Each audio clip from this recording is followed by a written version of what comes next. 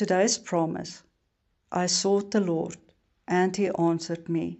He delivered me from all my fears. Those who look to him are radiant. Their faces are never covered with shame. This poor man called, and the Lord heard him. He saved him out of all his troubles. The angel of the Lord encamps around those who fear him, and he delivers them. Taste and see that the Lord is good. Blessed is the one who takes refuge in him. The eyes of the Lord are on the righteous, and his ears are attentive to their cry. The righteous cry out, and the Lord hears them.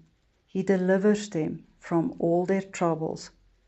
The Lord is close to the brokenhearted, and saves those who are crushed in spirit. The righteous person may have many troubles, but the Lord delivers him from them all. The Lord will rescue his servants. No one who takes refuge in him will be condemned.